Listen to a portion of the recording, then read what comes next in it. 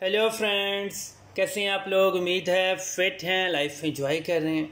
Friends, आज detail से video share करेंगे चिलीज़ प्लांट्स के अबाउट, और इनकी हम बल्क में फार्मिंग करने जा रहे हैं।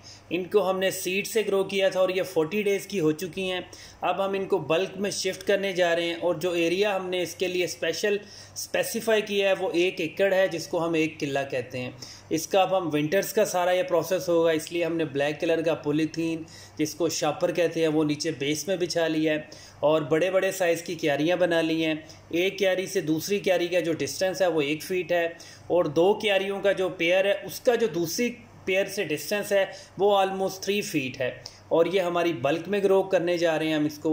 इसमें जो वैरायटी है वो तेजा चिलीज़ है, SK 2022 है, इसमें रेड चिलीज़ हैं, लॉन्ग चिलीज़ हैं, और बहुत सारी सीड्स जो थे वो हमारे अफ्रीकन चिलीज़ के थे। सीड से चिलीज़ को ग्रो करना तो बहुत इजी है, लेकिन आपने जहाँ पे इसको शिफ्ट करना है उस ज़मीन की, लैंड की प्रिपरेशन बहुत इंपॉर्टेंट होता है। अब ये जो 1 किला था इसके अंदर हमने हल चलाया, जिसको ब्लेड्स कहते हैं। इसको बहुत ज़्यादा सॉफ्ट किया था। अभी हमने इसमें को बहुत ज़्यादा फर्टिलाइज़र नहीं ऐड किया। स्ट्रेट सी इसकी क्यारियाँ बनाई हैं हमने, शापर ऊपर चढ़ा दिया, और एक बार हमने क्यारियों में पानी फ्लड किया है। पानी फ्लड करने से ये होता है कि जो मिट्टी के जो हार्ड पार्टिकल्स होते हैं, जो थोड़े कंक्रीट से बने होते हैं, मोटे मोटे से ढले से बन जाते हैं, वो सॉफ्ट हो जाते हैं और मिट्टी बहुत ज़्यादा मॉइस्चर को अब्जॉर्ब कर लेती है। जो हमारे बेबी प्लांट्स होते हैं वो बहुत ज़्यादा सेंसिटिव होते हैं, इसलिए फ़र्स्ट टाइम आपने पानी बहुत ज़्यादा देना होता है। इतना देना होता है कि क्यारियों में एक बार पानी खड़ा हो जाना चाहिए, मतलब आपने मॉइस्चर को मेंटेन करना होता है। और नेक्स्ट डे जब आएंगे तब आपने सारी बेबी प्लांट्स को शिफ्ट करना होता है। और जब हम बल्क में फार्मिंग करते हैं, चाहे वो टोमेटोज़ हों, चाहे वो चिलीज़ के प्लांट हो, और भी कोई वेजीज हो सकती हैं, तो ऐसा पॉसिबल कभी भी नहीं है कि हम बहुत ज़्यादा ऑर्गेनिक फर्टिलाइज़र यूज़ करें।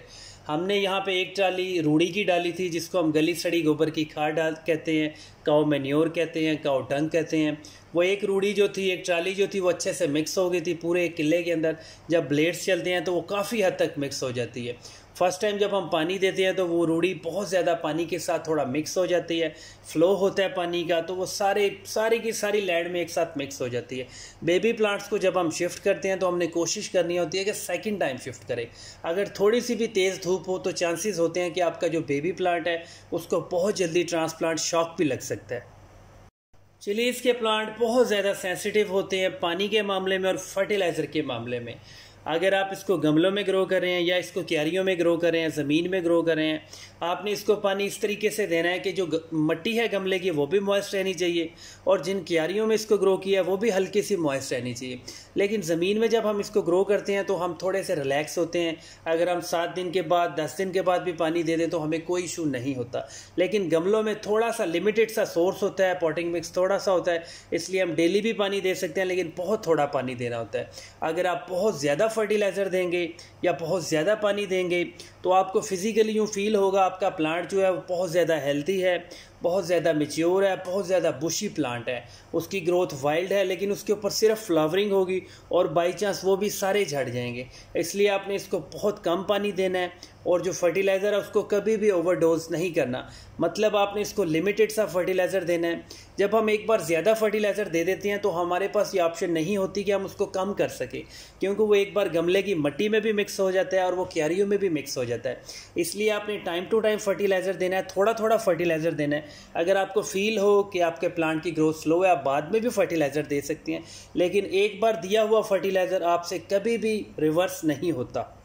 थोड़े से हम लकी रहे हैं कि 2-3 दिन से मौसम भी ठंडा है, थोड़ी सी बूंदाबांदी हुई है, किनमिन का मौसम चल रहा है, इसलिए हमने इसको डे टाइम में ट्रांसप्लांट कर दिया। अब जब हम इसको ट्रांसप्लांट करेंगे, बेबी प्लांट को रूट्स समेत निकालेंगे। आप कभी भी जानबूझ के रूट्स के साथ जो मिट्टी होती है उसको बिल्कुल भी रिमूव ना करें। जो हमने शापर बिछाया था, पॉलीथीन बिछाया था, उसके गैप के साथ उसमें होल बनाएं, वहाँ पे बेबी प्लांट को शिफ्ट करते जाएं। अब आपने बहुत ज़्यादा पानी भी नहीं देना, क्योंकि ऑलरेडी हमारी क्यारियों में पानी खड़ा हुआ था, हमने फ्लड किया हुआ था। अगर आपको फील होता है कि आपका बेबी प्लांट अब ज़मीन में लग चुका है और क्यारियों ने सारा पानी अब्जॉर्ब कर लिया है, पी लिया है, तो एक बार आप फिर दोबारा से थोड़ा सा पानी दे सकते हैं। और जो आपकी चिलीज़ होती हैं वो सीधी लाइन में होनी चाहिए और वो ग्राउंड लेवल से ऊपर होनी चाहिए। मतलब आपने हमेशा इनको क्यारियों में लगाना होता है। क्यारियों में लगाने से फ़ायदा ये होता है कि पानी अगर ओवर वाटरिंग भी हो जाए या बहुत ज़्यादा बारिशें भी हो जाएं तो पानी मैक्सिमम क्यारियों में खड़ा होगा। आपके प्लांट्स की जो रूट्स होती हैं वो थोड़ी ऊपर होती हैं, इसलिए वो काफ़ी हद तक सेव हो जाता है और जो फंगस के इश्यूज़ होते हैं रूट्स के अंदर वो बहुत हद तक मिनिमाइज़ हो जाते हैं। ऑलमोस्ट सारे के सारे बेबी प्लांट्स ट्रांसप्लांट हो चुके हैं। अब 1 या 2 दिन का गैप होगा, उसके बाद हम इसको डीएपी देंगे जिसमें फास्फोरस होता है, इसमें हम यूरिया भी देंगे, वो भी बहुत पावरफुल होता है। इसमें हम जो एनपीके होता है, नाइट्रोजन, फास्फोरस, पोटाशियम होता है, वो भी हम देंगे। और जो हमने एनपीके का फर्टिलाइज़र होता है उसको हम पानी में सॉल्युबल करके देंगे। जैसे हम ट्यूबवेल का पानी लगाते हैं, जहाँ ट्यूबवेल का पानी इन हो रहा होता है वहीं पे हम इसका जो सोल्यूशन होगा एनपीके का वहाँ पे मिक्स कर देंगे। वो पानी जैसे जैसे फ्लड होता रहेगा पूरी ज़मीन में बिल्कुल एक रेशो के साथ सभी प्लांट्स को मिल जाएगा। इसलिए फिर से हम कहते हैं कि हम कभी भी organic fertiliser 100% organic fertiliser bulk farming में नहीं यूज़ कर सकते। अब यहाँ पे अगर हम वर्मी कंपोस्ट या कंपोस्ट यूज़ करें तो हम कहाँ से इतनी ला सकते हैं कि हम 600-700 किलो हमें वर्मी कंपोस्ट या कंपोस्ट चाहिए होगी, इसलिए पॉसिबल नहीं है। हो सकता है पॉसिबल, वरना जो ख़र्चा होता है वो बहुत ज़्यादा हो जाएगा। अब हमने इससे बल्क में प्रोडक्शन लेनी है और सर्दियों में हम इसके ऊपर दोबारा से शापर करेंगे, उसका भी अलग से ख़र्चा है। मतलब हमने इसके ऊपर जो ख़र्चा किया है हमने उससे डबल या ट्रिपल प्रॉफिट भी लेना है। इसलिए हम बहुत सारी चीज़ें ऑर्गेनिक भी यूज़ करेंगे और बहुत सारी चीज़ें जानबूझ के हम इनऑर्गेनिक भी यूज़ करेंगे। और जो टेजा चिलीज़ के सीड्स होते हैं वो 1 किले के लिए 60 ग्राम चाहिए होते हैं।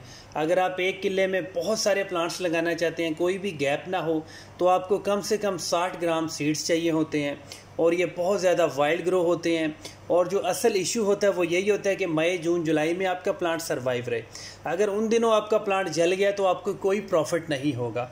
असल जो प्रॉफिट होता है वो हमारी नज़रें होती हैं मई, जून, जुलाई में। अगर हमारा प्लांट सर्वाइव कर जाए तो वहाँ पे बहुत बल्क में प्रोडक्शन होगी और उस वक्त चिलीज़ का रेट भी बहुत ज़्यादा होगा।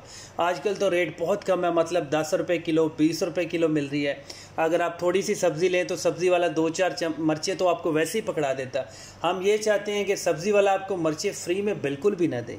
अगर वो दे तो स्पेशल आपको कहे बाजी 10 रुपये की 2-3 मिलेंगी, रेट बहुत ज़्यादा, ये चीज़ हमें चाहिए होती है। और अब मौसम चेंज हो रहा है, 2-4 दिन के बाद नवंबर का मंथ स्टार्ट हो जाएगा और आज थोड़ी सी बारिश हुई है, मतलब एनवायरनमेंट बिल्कुल नीट एंड क्लीन है। सर्दी आ रही है, उसकी निशानियां स्टार्ट हो चुकी है। ठंडी ठंडी शाम के वक्त हवा चल रही है, रात ठंडी हो चुकी है। अभी 50 to 60 डेज़ तक हम इनको बिल्कुल भी कवर नहीं करेंगे। जो नवंबर की धूप होती है उसमें हमारे प्लांट्स बहुत जल्दी मैच्योर होंगे, हेल्दी होंगे, स्टेबल होंगे और इसके ऊपर फ्लावरिंग भी स्टार्ट होगी। हम इनके ऊपर से इनकी प्रूनिंग भी कर सकते हैं, जिसको आप पिंचिंग कहते हैं। लेकिन हम बल्क में जब ग्रो करते हैं तो हम पिंचिंग को थोड़ा सा अवॉइड करते हैं। अगर हम पिंचिंग करते रहें तो हमारा प्लांट ही मैच्योर होता रहेगा, हमें इतनी ज़्यादा बल्क में फार्मिंग नहीं होगी। इसलिए हम पिंचिंग तब करते हैं जब 1 पूर या 2 पूर हम चिलीज़ का उठा लेते हैं।